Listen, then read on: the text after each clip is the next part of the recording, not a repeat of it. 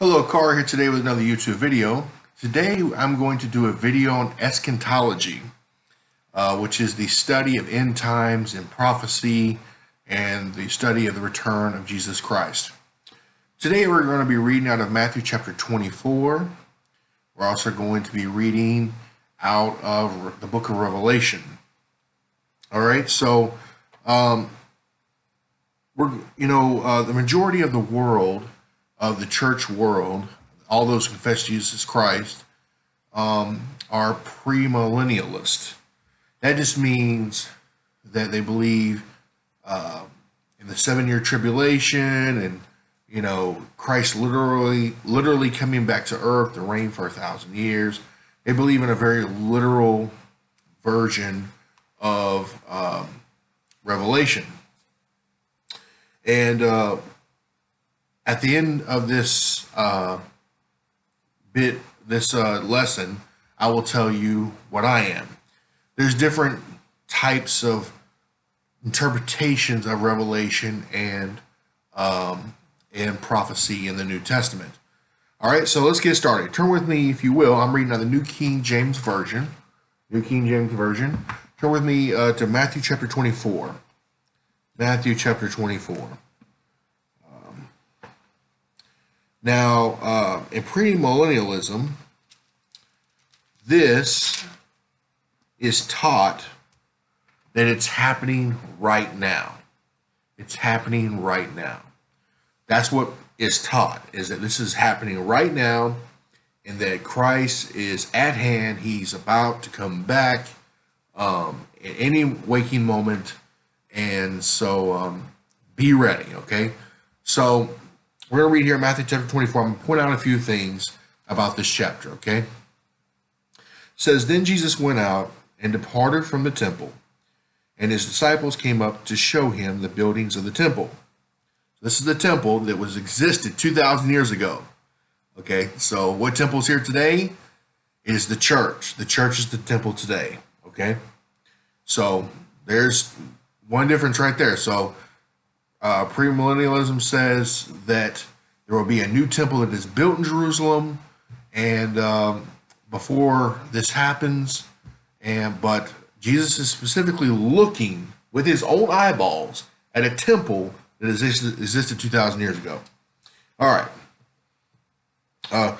Do you not see all these things? All these things he's talking to them about in their time frame. Assuredly, I say to you, not one stone will be left here upon another that shall not be thrown down. Now, as he sat on the Mount of Olives, the disciples came to him privately, saying, Tell us, when will these things be? There's one question. And what will be the sign of your coming? Second question. Okay.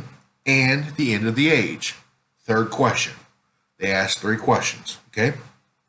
And Jesus answered and said to them, Take heed that no one deceives you. So he's talking to disciples and he says, you. If I'm looking at you face to face and I say, take heed that no one deceives you, then I'm speaking to you and no one else. Okay? All right. For many will come in my name saying, I am the Christ, and will deceive many. And you will hear of wars and rumors of wars. All right? We still hear that today. There's rumors of wars. We're going to go to war with North Korea. Rumors of wars, we're going to war with Russia. Rumors of wars, we're now going to get into to Africa because ISIS is springing up in Africa. More war. The point is that rumors of wars have existed from the beginning of time. So that's nothing new. And so premillennialists will say that they will say this is proof, this is happening right now because we're hearing the rumors of war now. That they were back then too, okay? So that already happened. All right, so that did happen in that day. See that you are not troubled, for all these things must come to pass, but the end is not yet. Okay. For nation will rise against nation, and kingdom against kingdom. All right, so that happens all the time.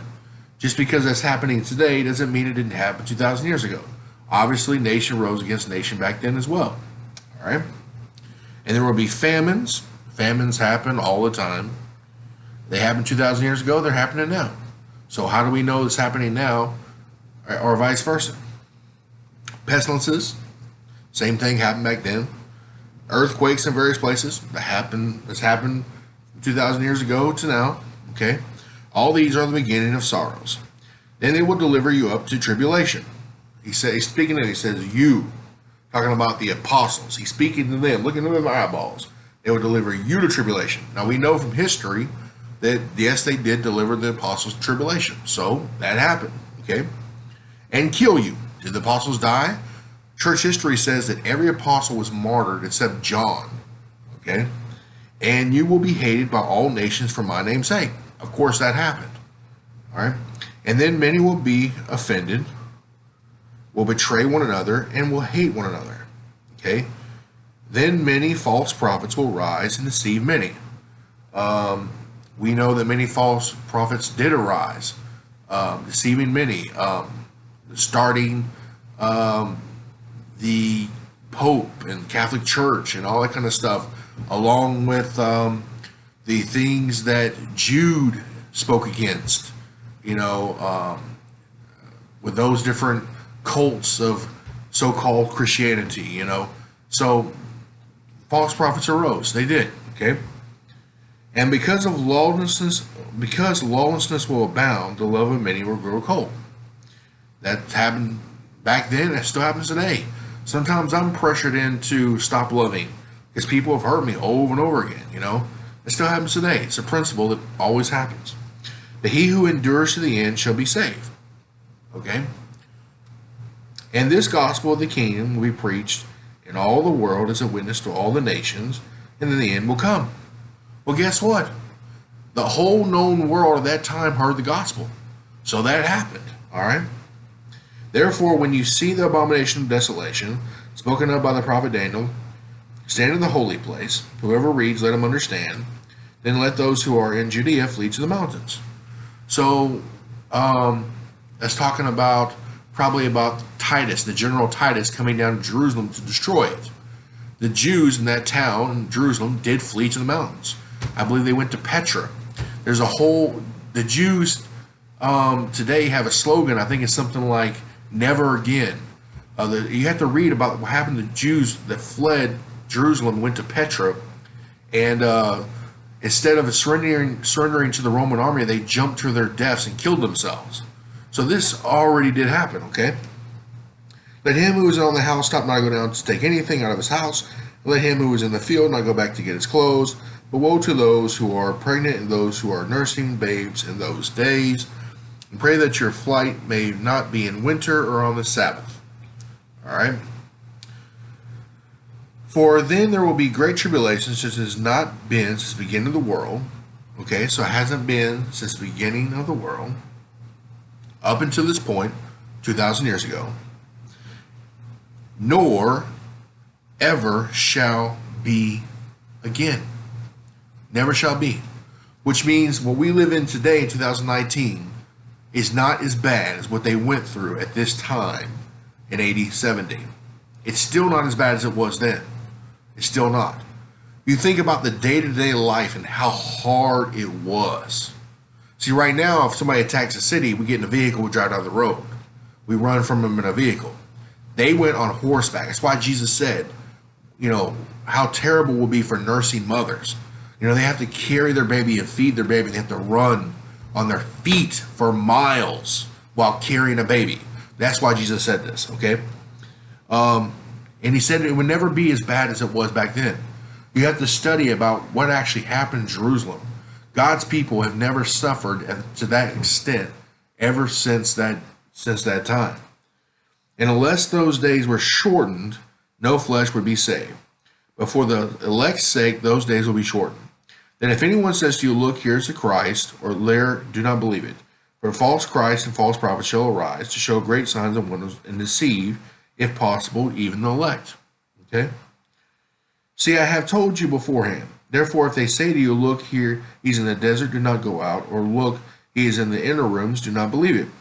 For as the lightning comes from east and flashes to the west, so also will the coming of the Son of Man be.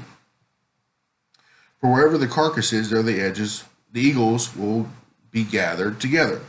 Immediately after the tribulation of those days, the sun will be darkened, and the moon will not give its light. The stars will fall from heaven, and the powers of the heavens will be shaken. This is Hebrew. This is Hebrew terminology for the judgment of God. Okay? Then the sign of the Son of Man will appear in the heaven, and then all the tribes of the earth will mourn, and they will see the Son of Man come into the clouds in heaven with power and great glory. And he will send his angels with a great sound of a trumpet, and they will gather together his elect from the four winds, from one end of the heaven to the other. Now learn this parable from the fig tree. When its branch has already become tender and puts forth leaves, you know that the summer is near. So you also, when you see all these things, know that it is near at the doors. Okay? So he's telling them, when you see these things, know it's near and at the doors. Now, they actually saw this in their generation. I've already explained to you that all these things happened in their generation. And the judgment of God came on the city of Jerusalem from the general Titus. He came to destroy the city of Jerusalem in AD 70. So they're watching this, okay? So you also, when you see all these things, know that it is near at the doors, okay? Surely I say to you, here's where it all hooks in. Because it looks like, if you don't know the way the Old Testament is written, how judgment is portrayed in the Old Testament, you will immediately think Christ is coming at the end of this destruction of the temple. But all this hooks in right here. It says, as surely I say to you, this generation, not 2019 generation, we're talking about AD 70 generation, okay, will not by no means, not figuratively or anything, pass away till all these things take place. So when it talks about here, immediately after the tribulation of those days, the sun will be darkened and the moon will not give its light, so on and so forth. That's not the literal return of Christ. That is a sign of judgment on Jerusalem for the sins of rejecting Jesus Christ. I know it's not politically correct in today's time to say the Jews were judged for rejecting Christ and the apostles in the church, but that is the truth. They were judged for that. And they saw Christ come in judgment against them for the sins that they had committed. Okay? That Christ is an all-consuming fire. He's loving, he's kind, he's merciful, he wants to heal you, he wants to do wonderful things for you. But if you get on his wrong side, he is Jehovah God. He will punish just like he did in the Old Testament. That is the way he is. If you don't believe me, then do what the ancient church, what the Jews did in the Old Testament, and you'll see how your life turns out. That's just the way he is. He's an all-consuming fire. All right. So now going into Revelation chapter 1. All right. So we've already concluded that Matthew 24 has been completed.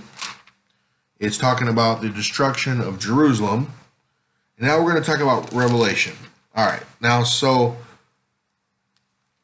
Revelation was written around 80-90. 80-90, okay?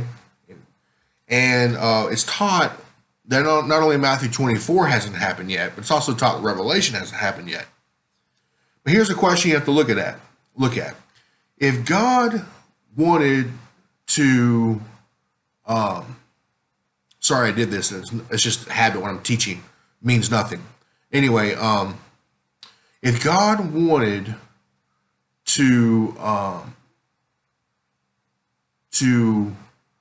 give people hope 2,000 years later, then why would he write this book in 80-90? That doesn't make no sense. Okay? So, Revelation chapter 1, let's read here. It says, the revelation of Jesus Christ, which God gave him to show his servants things which must shortly take place. So these things must shortly take place. So there's your first warning. There's first warning right there about premillennialism. It says it hasn't happened yet. John said, thus saith the Lord, these things are shortly to take place. All right, so beginning of Revelation started around 80-90. Now, if you flip over with me, I'm just going to give you a quick timeline. You can fill in all the gaps yourself with history.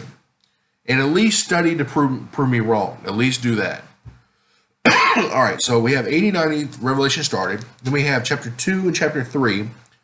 God is prophesying to churches that existed at that time, okay? Is there, he was speaking to people that lived in that day on situations that only pertain to them of that day. And here's also a news flash, is we don't know the meaning of everything in those books. So how could they be to us today? Who's the Nicolaitans? Now you can try to search online and find out who the Nicolaitans was. But if you humbly admit, we really don't have a good grasp on who they are. So if we don't even have a grasp on who they are, then how's that for us today? Obviously it was for them of that day. Okay? So this was written to the churches of that day. Do they pertain to us today in a secondary application? Yes, they do. It's still timeless. It still can affect us today. But predominantly it was written to people of that day. Okay, so chapter 10. So it started in 80-90. Chapter 10, we have here the middle of the tribulation. The middle of the tribulation. All right. Now this is approximately, on the timeline, approximately 8,400. For those of you who know about history, you can immediately think to what's happened in 8,400. All right. That is the canonization of the New Testament. They are finally putting together the New Testament and the Old Testament, and they're saying this is authoritative, this is what we're going to believe, what we're going to teach. Nobody can add to it or take away from it. Now, with that thought in mind, let's read chapter 10. I saw still another mighty angel coming down from heaven, clothed with a cloud, and a rainbow was on his head. His face was like the sun, and his feet like the pillars of fire. He had a little book open in his hand. A little book. So, a little book. How big is the Bible? How big is the New Testament? What is it? Let's just go. Here, I'll show you how big the New Testament is. So, let's see here. So he has a little book in his hand. So there's the New Testament. See that? That's the New Testament. It's a little book, right? Little book. All right. Let's turn back to Revelation chapter 10 here. All right. And he set his right foot on the sea and his left foot on the land, and cried with a loud voice as when a lion roars. When he cried out, 7 thunders uttered their voices. And when the 7 thunders uttered their voices, I was about to write, but I heard a voice from heaven saying to me, seal up the things which the 7 thunders uttered, and do not write them. The angel whom I saw standing on the sea and on the land raised up his hand to heaven, and swore by him who lives forever and ever, who created heaven and the things that are in it, earth and the things that are in it, the sea and the things that are in it, that there should be, delay no longer. But in the days of the sound of the 7th trumpet, when he's about to sound, the mystery of God would be finished. And that's what they said about the New Testament around 400 AD. They said, this is it. This is a finalization. This is authoritative. We are done with the Bible. Today, even the Pentecostal churches, like the Church of God, still do not believe you can add to the Bible. Almost no one believes you can add to the Bible. So everyone believes that it is finished, okay? So in the days of the sound of the 7th angel, when he is about to sound, the mystery of God would be finished, as he declared to his servants, the prophets. All right? So then he ate the little book. It was sweet to his mouth, sour to his stomach, so on and so forth. All right, so now I'll jump over to Revelation 19. So we started with 80-90. Then at chapter 10, we were in 8,400 approximately. Okay. The the beast that came out of the earth, which is after the two prophets, that is around the time of Muhammad and the start of Islam. So you can take it for whatever that is, but I'm sure he has some part to play there in the timeline. Revelation 19, better known as the Battle of Armageddon, according to the headline in the NIV. So, at this point in time in history on the timeline, around 81,000 or 1200, what do we start? What happened? What kind of war, major war, happened with the church, with the people of the church, God's people, around 81,000 or 1200? The Crusades. That's what happened. So the Crusades last for hundreds of years, which is the Battle of Armageddon. All right, and we did win some Crusades, but the church didn't wipe out the Muslims. We won the spiritual battle. So when we were killed, or when we die, we go to heaven. When the Muslims die, obviously they don't go to heaven; they go to hell. So we did win the spiritual battle. Jesus defeated Muhammad and his followers eternally. Okay, that's just symbolism. Just symbolism. So, yes, they have the Dome of the Rock in Jerusalem now, but we did defeat them eternally. All right. So then you have the 1,000-year millennial reign. Now, what happened after the Crusades? Well, they started printing the Bible. All right. So the Lord's voice went out throughout the whole earth. So it's almost like Jesus was on the earth, because many people got a copy of the Bible. That's the time of Martin Luther and all that. It's the time when the Roman Catholic Church ruled and really had a heavy weight on all government around the world. You can see where kings, crowns, like in England and stuff, have a cross on top of their crown because they showed that Christ was over them. So Christianity and Roman Catholicism had a big impact in the whole world. It's just symbolism to say that Christ ruled and reigned on earth. Many people had their own Bible, or they could have access to hearing the Bible and things like that. There was a printing press started, that printed out Bibles. So that's all that means. Where are we at now? We are at the war of Gog and Magog. All those who are not believing and baptized Christian people around the world are the land of Magog. They are Gog and Magog. The church, who is the Israel of God. Paul called the church the Israel of God. It is not the Israeli people in Palestine today. Okay? The church is the Israel of God. Okay? And wherever we live, wherever we are, is Jerusalem. The Jerusalem, the city that God loves. The world, if you notice, they're coming against us in every single angle. They're trying to take God out of schools, prayer. They're removing Christian relics from society. They are at war against us. And we are at war against them through the court systems and things like that. This is happening worldwide. ISIS just beheaded and shot 11 Christians today in the Middle East. So we are at war with the world. And it's not a physical battle. So don't misunderstand me. I'm not telling you to hurt nobody. We fight. The way we will win this war is the same way we defeated the Roman Empire. By turning the other cheek, by praying, seeking Christ, and telling the gospel to others. So we are not going to win a spiritual battle with guns. We're not. You have to turn the other cheek. You have to follow Christ to win this battle. That's my lesson today. I said I would tell you what I am at the end of this lesson. So I am a preterist. That's what I am, a preterist. I believe that almost all of the New Testament prophecies have been completed, mostly in the first century. And I believe the history proves it. I believe history proves that. My faith is so large because I can look at history and say, wow, Christ prophesied correctly. This happened, and this happened, and this happened. If you're a premillennialist, you don't believe these things have happened yet. By the way, I believe Nero is the lawless one. His name means 666, you know.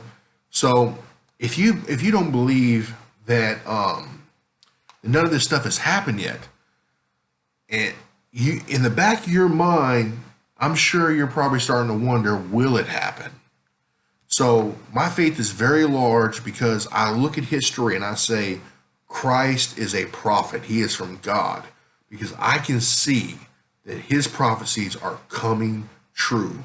They already did come true from 89, from Matthew 20, from 80, 70, all the way to now. That's my lesson today. Thank you, and God bless you.